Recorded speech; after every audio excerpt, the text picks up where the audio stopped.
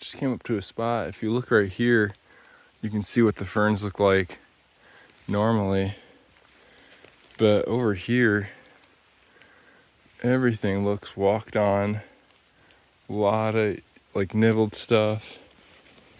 I am really curious. And there's all these like branches.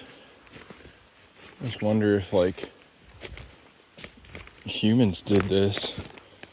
I'm not seeing droppings nor bear poop.